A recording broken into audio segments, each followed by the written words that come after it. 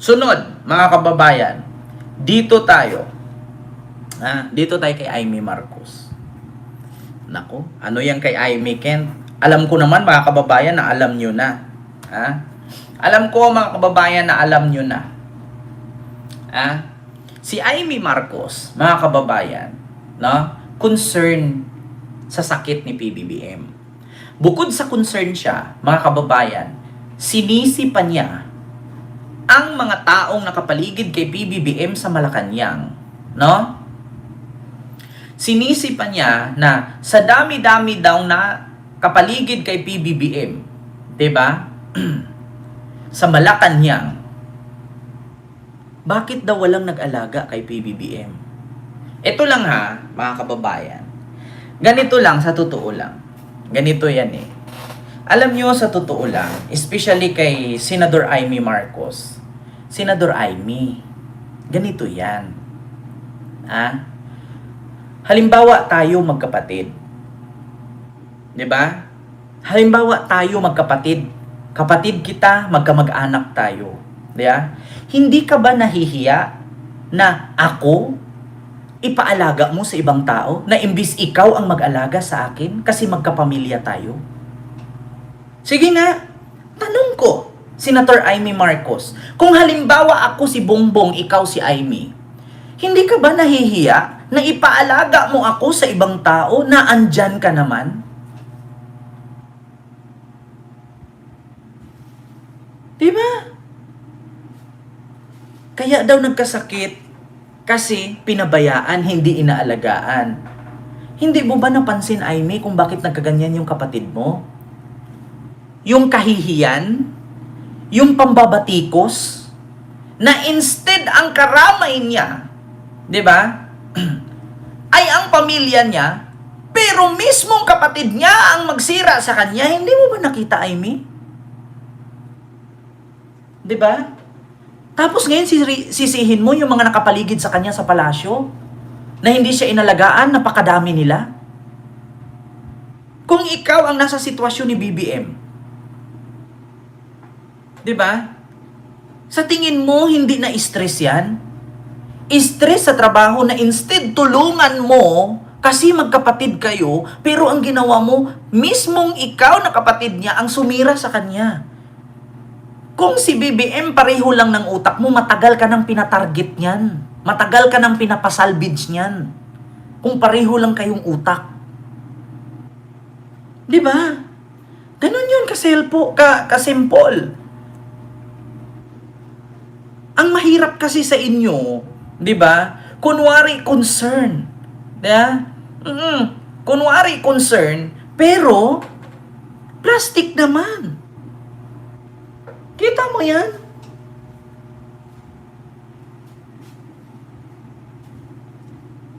Hindi ba kayo nahihiya?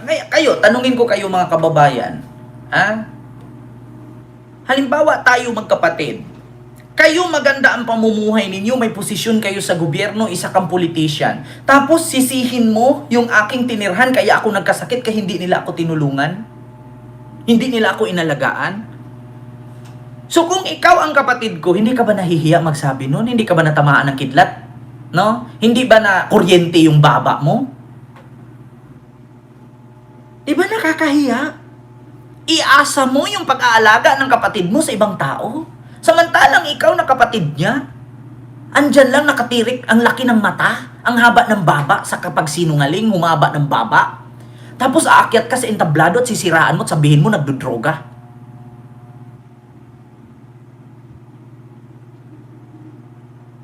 Instead na tulungan mo, kasi kapatid mo, aakyat ka ng stage, sisiraan mo at sabihin mo adik. Kaya nagkasakit yan dahil sa mga pambabatikos mo.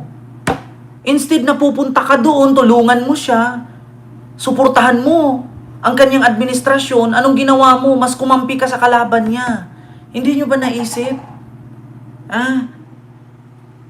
Ayaw ko lang sabihin Kasi sasabihin na naman, tignan mo, may alam si Ken, so ibig sabihin may connection ka sa Malacanang. Wala akong connection sa Malacanang, pero marami akong mata sa Malacanang. Alam nyo ba, noong nag-rally, ito, first time kong sabihin, Alam nyo ba nung nagrally ang INC at umakyat si Aimee sa stage at sinabi niyang, bata pa kami ni Bongbong.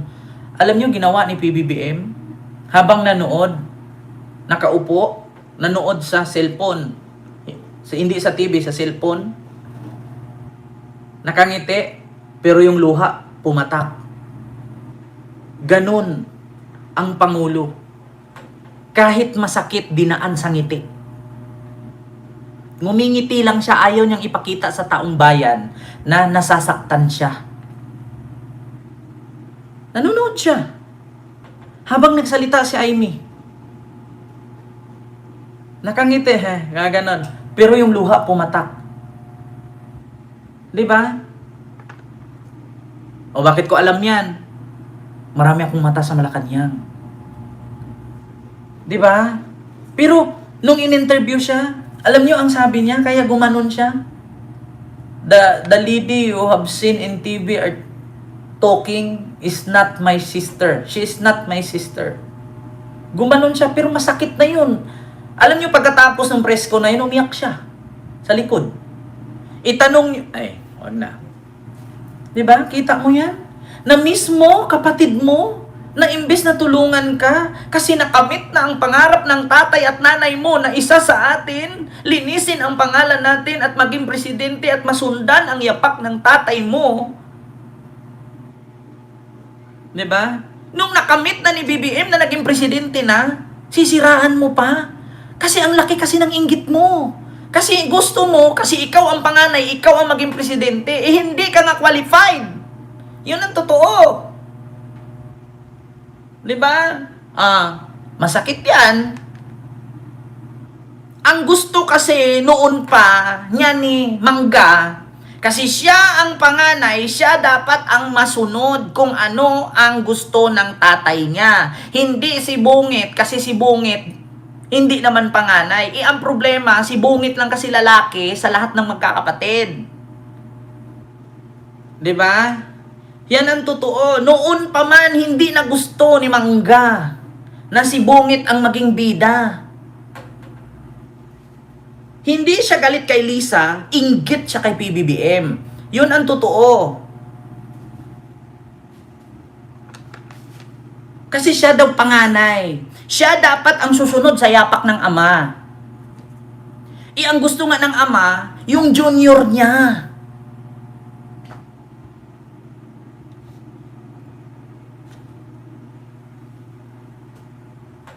Diba? Tapos ngayon, sisihin mo yung mga tao sa Malacanang. Kaya nagkasakit yung kapatid mo kasi hindi inaalagaan. Hindi ka ba nahihiyang magsabi? Ang mga tao sa Malacanang ang sisihin mo kung bakit siya nagkasakit. Ikaw mismong kapatid at kadugo ka mag-anak niya. Nandyan para suportahan siya, pero anong ginawa mo? Kinontra mo siya. At no, tinuring kang ang kapatid kahit hindi naman. Diba? Ganun yun. Ganun ang katotohanan. Iiyak ko yun. Ba't ako iiyak? Ako ba si Aimee?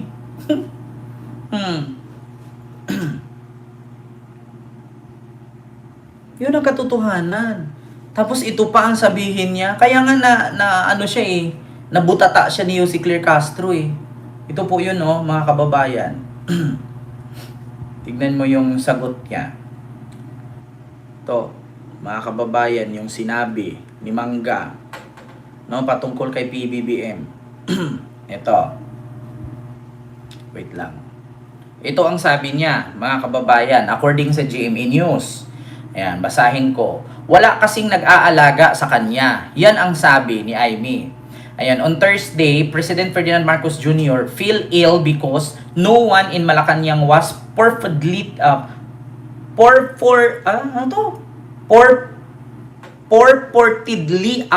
taking care of him. Ang health niya ang bibigay. Kani-kaniyang agenda kayo dyan. Wala namang umaasikaso sa kanya, sabi ni Aimee. Ayun, ito pa. Wala kasing nag-aalaga sa kanya. Sino ba dyan sa nakapaligid sa palasyo, sa dami-dami ninyo, ang talagang nagmamahal sa kapatid ko? Yan ang tanong ko. Diba? Yan ang sabi niya. Alam mo, sa totoo lang, Aimee, kung talagang concern ka sa kapatid mo, 'di ba? Sa hirap, sa sakit, sa kahihiyan, dapat hindi mo siya iiwan. Magkapatid kayo eh.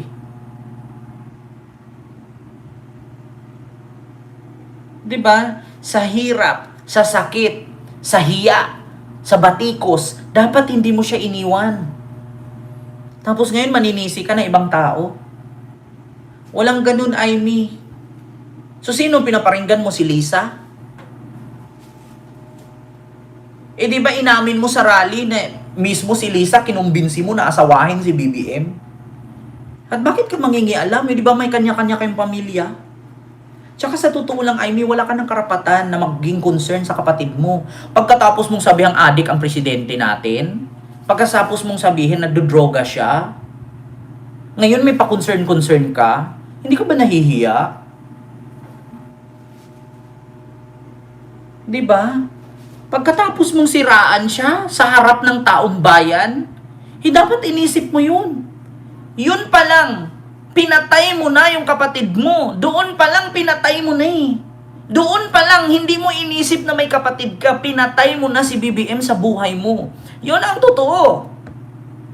Diba? Hindi nyo ba napansin yun? Yung pag-akyat mo sa entablado sa rally ng Iglesia ni Cristo, doon pa lang pinatay mo na si Marcos eh. Tapos ngayon may pa-concern-concern ka? Magkaroon ka naman ng delikadesa, at kahihiyan. Diba? Ngayon sasabihin mo, wala kasing nag-aalaga sa kanya. Sino ba dyan sa nakapaligid sa palasyo, sa dinami-dami ninyo, ang talagang nagmamahal sa kapatid ko? Yan ang tanong ko. Tatanong ka pa kung may nagmahal kay PBBM? Diba? Ikaw nga, ang sagot ay nasa sayo. Ang sagot nasa sayo. Bakit? Ikaw nga mismo, kapatid niya, binatikos mo siya. Tapos ngayon, yung ibang tao, tatanungin mo kung sino ba talaga nagmamahal sa kanya, kay BBM. Nasa sayo na, kung may salamin ka dyan, tanungin mo sa sarili mo. Kung ako nga mismo, kapatid, hindi ko siya minahal, yung ibang tao pa kaya? Wala bang salamin dyan, Aimee? Araw-araw ka nga naka-make up, posible naman mo lang salamin dyan. Diba? Tapos magtatanong ka kung sa dami-daming nakapaligid kay PBBM, sino ba talaga ang nagmamahal sa kapatid mo? Doon pa lang sa 'di ba? Doon pa lang sa tinanong mo, nakikita mo na yung sarili mo eh. Ikaw nga mismong kapatid, pinatay mo siya, siniraan mo siya. Pinatay mo ang reputasyon niya. 'Di ba? Inapakan mo yung credibility niya. Tapos ngayon sa ibang tao sa Malacanang, magtatanong ka sa dami-daming tao sa Malacanang, sino ba talaga ang totoong nagmamahal sa kapatid mo? Diba? My God, Aimee. Hindi ako pilosopo ha. Pero doon pa lang, sa ginawa mong pagsabing adik si Bongbong, nagdodroga siya kasama si Lisa, pati si Sandro, inalok yung anak mo. So admitted ka na anak mo nagdodroga din. Inalok eh.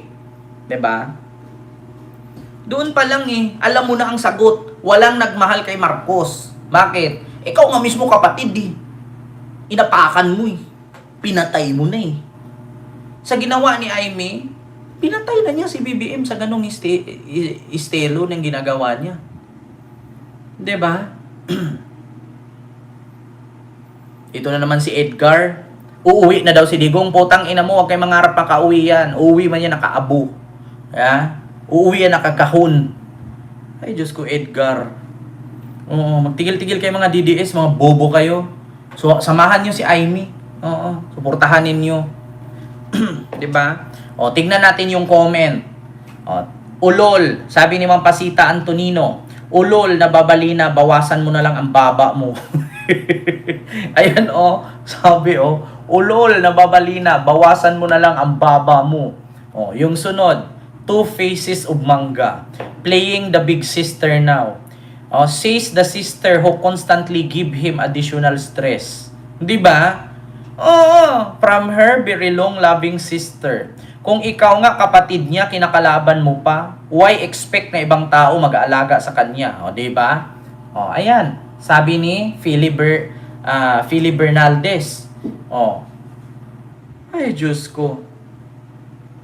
Yan na. Di na insulto ka ngayon. Kung ikaw nga kapatid niya mismo, kinakalaban mo, tapos mag-expect ka sa ibang tao na may mag-aalaga. Diba? Yun. Wala bang salamin? Wala bang salamin dyan? Ay, nako. Wag na, Amy. Wag ka nang magkikare, keme-rot. Alam na ng tao. Alam na namin. Buti pa nga kami concerned sa presidente, ikaw kapatid, hindi. 'Di ba? Actually, hindi naman talaga ako, mga kababayan, hindi naman talaga ako loyalista kasi bagong sibo lang naman kami, mga new generation kami, mga Gen Z kami, mga millennials kami. Pero sa totoo lang, kung ako papipiliin, kung susuportahan ko ba si Marcos, mas suportahan ko si Marcos.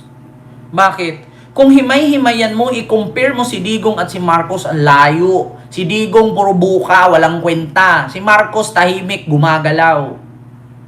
Kita nyo? Kayong mga Pilipino nanonood sa akin ngayon, tubig lang yan. Ayan, yun na.